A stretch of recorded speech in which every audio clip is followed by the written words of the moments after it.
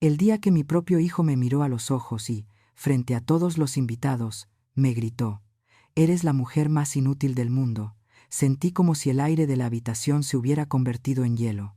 Mis manos, manchadas de la grasa del pavo que cociné para él, empezaron a temblar sin control, y un frío terrible me paralizó el pecho, no de tristeza, sino de incredulidad absoluta.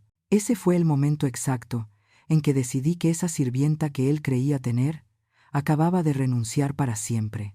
Suscríbete ahora y activa la campana, porque lo que estás a punto de escuchar no es solo una historia, es la realidad de muchas de nosotras, y te prometo que el final te dará la fuerza que necesitas. Quédate hasta el último segundo, porque esta lección de vida podría cambiar tu destino. Hola, soy Carmen. Tengo 69 años y vivo en Monterrey. Toda mi vida pensé que el amor de una madre lo podía todo, hasta que entendí que el respeto no se regala. Hoy te abro las puertas de mi casa y de mi corazón para contarte cómo recuperé mi dignidad. Mira, no te miento si te digo que a las 6 de la mañana ya llevaba yo 2 horas de pie. Así somos las del norte. No nos sabemos estar quietas, ni en día de fiesta. Estaba en la cocina de mi hijo Roberto, esa cocina inmensa de granito y acero inoxidable que tienen allá en San Pedro, jale y jale con los preparativos de la cena. El olor a pierna mechada y a los tamales de puerco que traje desde mi casa ya empezaba a llenar todo el ambiente, peleándose con ese olor a limpio y a desinfectante caro que siempre tiene esa casa, que a veces se siente más como un museo que como un hogar. Sentía ese dolorcito punzante en las piernas, ya sabes, las varices que no perdonan, y menos con el frío húmedo de diciembre que se mete hasta los huesos. Cada vez que movía la olla grande de los tamales para acomodarlos, sentía el tirón en la espalda baja, un recordatorio de mis casi 70 años y de toda una vida de trabajo. Pero no me quejaba, ni chistaba siquiera. Una se aguanta el dolor y el cansancio, porque es Nochebuena, porque se supone que hoy es el día sagrado de estar unidos, y porque ver a la familia comer lo que una prepara con tanto amor debería ser suficiente recompensa. Lo que sí me caló, más que el dolor de las rodillas, fue ver a mis nietos. Los huercos estaban despiertos desde temprano, tirados en los sillones de piel de la sala, hipnotizados con la pantalla gigante y sus videojuegos. Se oía puro ruido de disparos y explosiones digitales. Pasé por ahí 2 veces, primero con los trapos de cocina y luego con la charola del café, y ni siquiera levantaron la vista. Ni un buenos días, abuela, ni un qué rico huele, Carmen. Nada. Parecía yo un fantasma invisible, transitando por esa sala tan elegante, como si yo fuera parte del mobiliario, o peor aún, como si no existiera. Y luego bajó Roberto. Mi muchacho. Bajó las escaleras hablando por ese teléfono que parece que ya nació pegado a su oreja. Estaba discutiendo con alguien, cerrando algún negocio o regañando a algún empleado, siempre con ese tono de voz fuerte, de patrón, que se le quedó desde que empezó a ganar dinero. Yo sentí esa emoción de madre al verlo, a pesar de todo, y me apuré a servirle su café en su taza favorita. Se lo serví bien caliente, cargado como le gusta, con ese cariño que una le pone a las cosas simples, esperando una sonrisa a cambio. Se lo puse enfrente, en la barra de la cocina, esperando que colgara o que al menos me hiciera una seña de agradecimiento. Pero Roberto ni me miró. Siguió caminando de un lado a otro, manoteando al aire, ignorando el humo del café que se perdía ante su indiferencia, y entonces pasó lo que me hizo sentir ese frío en el pecho. Sin dejar de hablar por el celular, pasó junto a mí, señaló una camisa de vestir arrugada que había dejado sobre el respaldo de una silla y me chasqueó los dedos. Así, seco, tric, trac. Me tronó los dedos en la cara y señaló hacia el cuarto de lavado. No hubo un por favor, mamá. No hubo un gracias, madre. Ni siquiera me llamó por mi nombre. Fue solo ese sonido autoritario, ese gesto rápido y despectivo, como si yo fuera la muchacha del servicio que viene incluida con la casa. Me quedé parada un segundo, con la cafetera en la mano temblando un poco, sintiendo cómo se me subía la sangre a la cara, no de coraje, sino de una vergüenza profunda, de una tristeza que no sabía dónde acomodar. Pero no dije nada. Respiré hondo. Me tragué el nudo que se me formó en la garganta y dejé la cafetera en su lugar. Agarré la camisa de lino fino y caminé hacia el cuarto de planchado, arrastrando un poco los pies.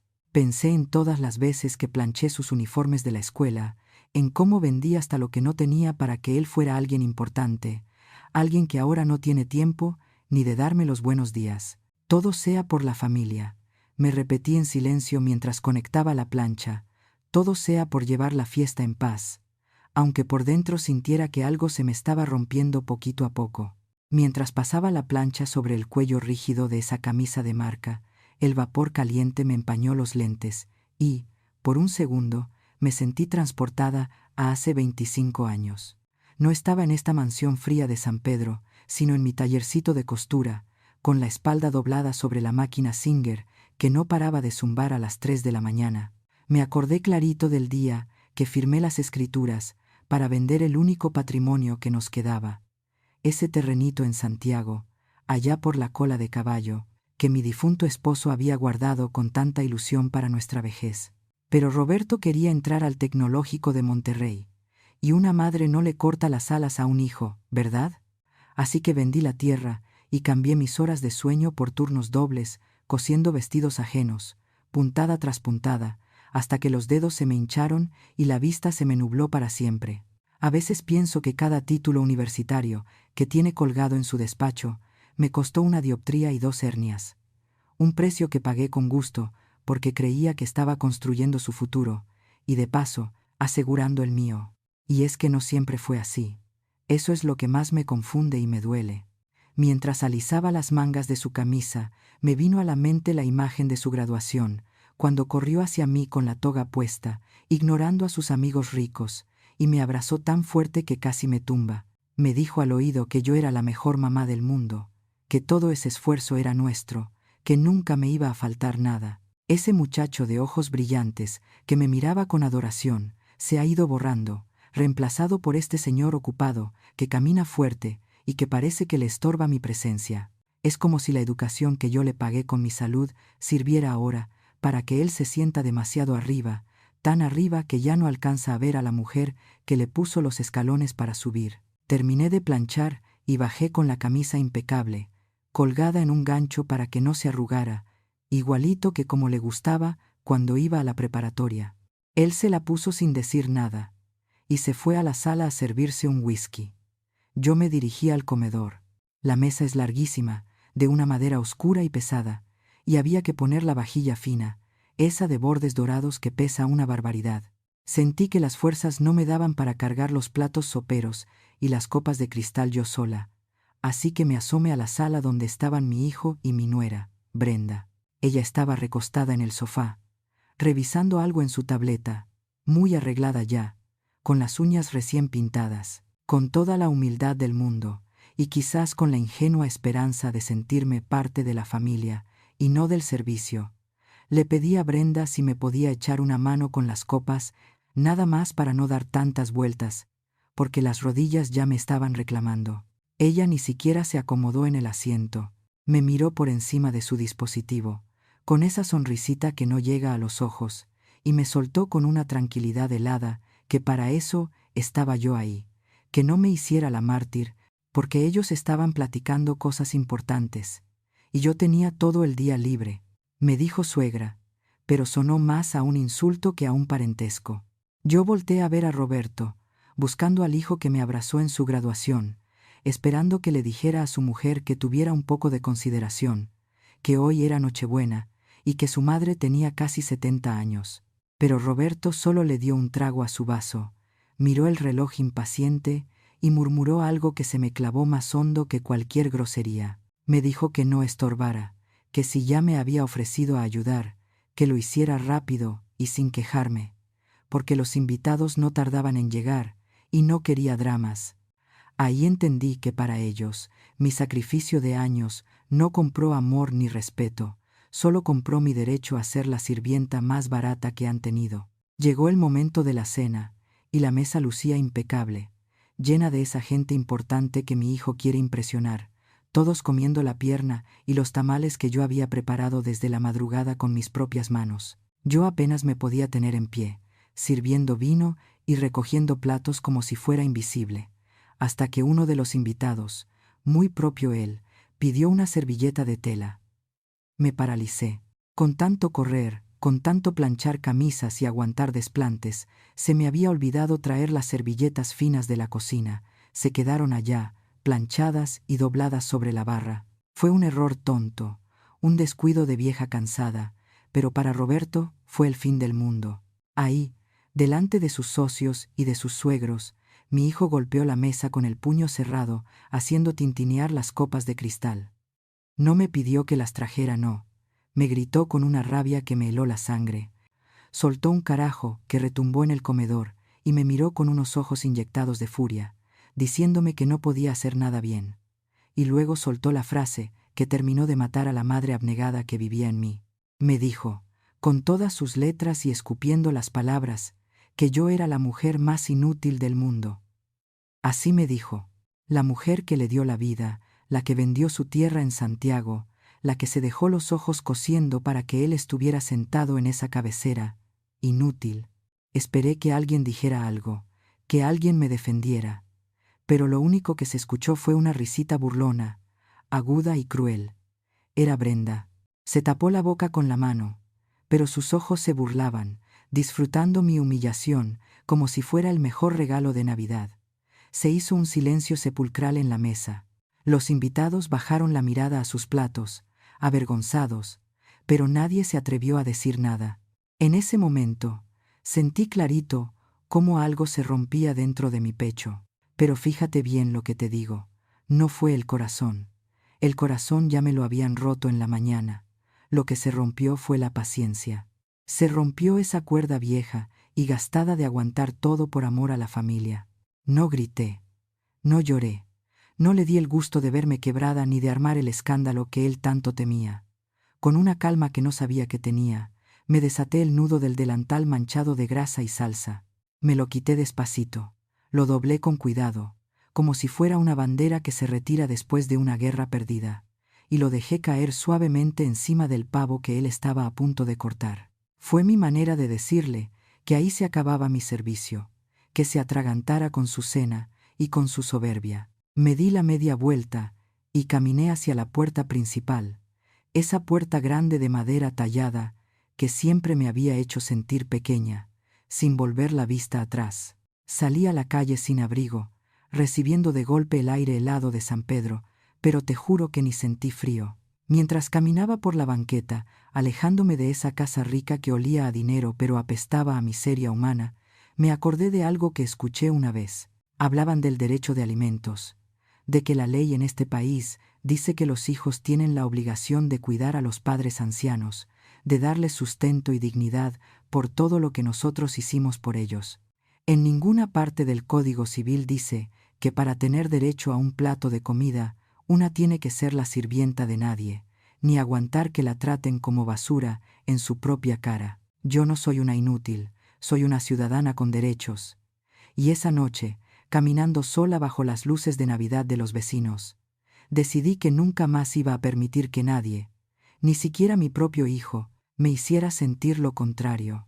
Amanecí en mi propia cama, rodeada de mis paredes despintadas y mis muebles viejos. Pero por primera vez en años, sentí una paz que no cambiaría por todo el mármol de San Pedro. Me levanté tarde, sin prisas, y puse el café de olla en la estufa, dejando que el olor a canela y piloncillo barriera con los malos recuerdos de la noche anterior. Pero la tranquilidad duró poco, porque mi celular parecía que iba a explotar sobre la mesa de centro. Vibraba y vibraba sin descanso, como un animal rabioso. Al revisarlo, vi que tenía 40 llamadas perdidas, todas de Roberto y de Brenda, acompañadas de una fila interminable de mensajes que iban desde el reclamo hasta la exigencia pura. ¿Que dónde estaba? ¿Que por qué me fui así? ¿Que los niños tenían hambre? Con una calma que me sorprendió a mí misma, escribí una sola respuesta, letra por letra, disfrutando cada pulsación.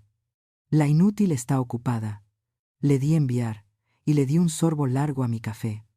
No pasó ni media hora, cuando escuché el frenazo de una camioneta afuera de mi casa, seguido de unos golpes en la puerta que casi tiran las bisagras.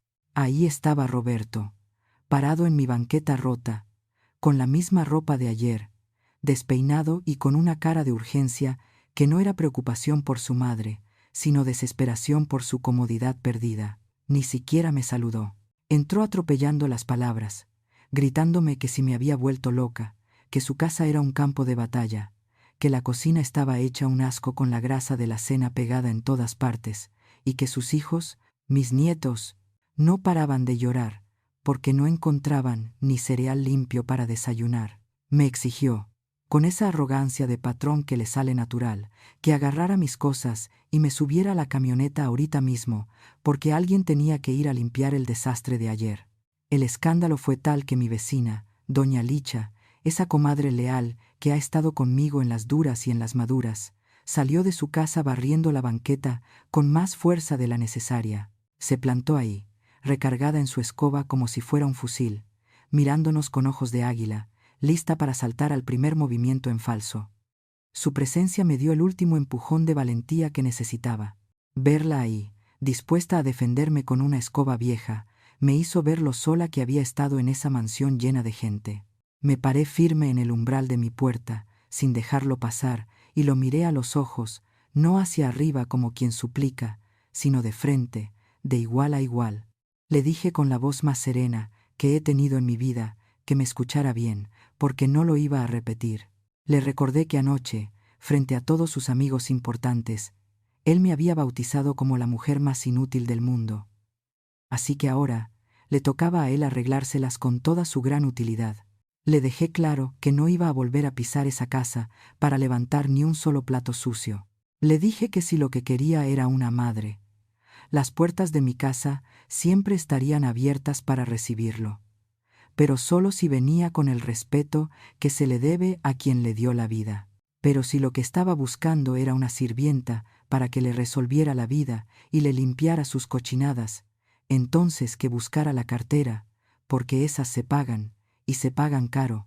Le cerré la puerta en la cara antes de que pudiera contestar, y volví a mi cocina, donde mi café de olla todavía estaba caliente y dulce. Para cuando llegó el año nuevo, Roberto seguía esperando que yo me doblara, que la necesidad o la costumbre de ser madre me hicieran correr de vuelta a su cocina de granito. Se la bañó si pensó que iba a verme ahí, con el delantal puesto, aguantando caras largas mientras ellos brindaban con champaña. Esa noche, mi celebración fue muy distinta.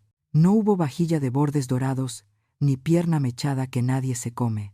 Me la pasé en el porche de mi casa con doña Licha, envueltas en rebozos porque el frío estaba fuerte, tomándonos un café de olla bien caliente y comiéndonos los tamales que sí nos supieron a gloria, porque estaban sazonados con paz y con risas sinceras, no con amargura. Me enteré por las malas lenguas del barrio que Roberto tuvo que contratar no a una, sino a 2 muchachas para que sacaran el jale de su casa, y también supe que ninguna le duró más de una semana. Dicen que Brenda es insoportable, y que él, con sus modos de patrón de hacienda antigua, no haya quien le aguante el ritmo. A veces me da un poco de tristeza pensar en eso, en lo vacía que debe sentirse esa casa inmensa sin el calor de una madre. Pero luego me acuerdo de la palabra inútil y se me pasa. Roberto sigue viniendo de vez en cuando. Ya no entra como dueño. Se queda en la puerta, incómodo, y me deja un sobre con dinero. No es un regalo. Y él lo sabe. Es lo que le toca por ley. Esa obligación de dar alimentos que tanto le gusta ignorar a los hijos ingratos, hasta que ven que una no se deja morir de hambre. La relación se enfrió, eso no te lo voy a negar. Ya no hay esos abrazos de antes, ni las pláticas largas, pero hay algo más importante. Hay respeto. Es un respeto frío, distante, como una barda con alambre de púas, pero es un límite que él ya no se atreve a cruzar. Entendí, a la mala, y ya de vieja, que mi valor no se mide por cuántas camisas plancho, ni por cuántos corajes me trago. Entendí que el respeto se pierde justo en el momento en que el sacrificio se vuelve una obligación, cuando el amor de madre se da por sentado como si fuera un mueble viejo que siempre va a estar ahí. Ahora, todas las noches, prendo mi veladora en el altarcito que tengo en la sala. Me hinco despacito, porque las rodillas todavía duelen, y miro a la Virgencita de Guadalupe. Antes le pedía que cambiara a Roberto, que le ablandara el corazón, que hiciera que mi nuera me quisiera. Ya no, ahora mis rezos son diferentes.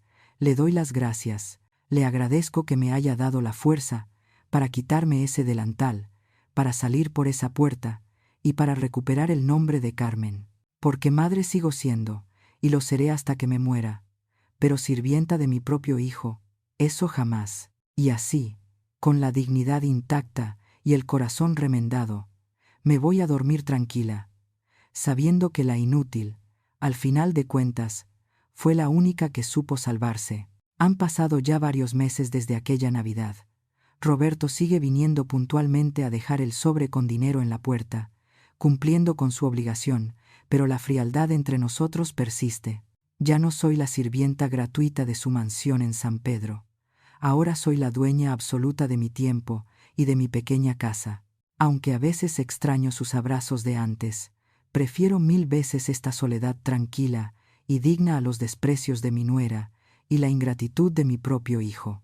El respeto se pierde justo cuando el sacrificio de una madre se convierte en obligación. Mi consejo para ti es firme: no temas cerrar la puerta para proteger tu corazón. Si tus hijos te tratan como una carga o un servicio, recuérdales que tienes derechos y que tu dignidad vale más que cualquier lujo ajeno. ¿Y tú? ¿Permitirías que te llamen inútil en tu propia cara o tendrías el valor de marcharte para siempre? Carmen, 69 años.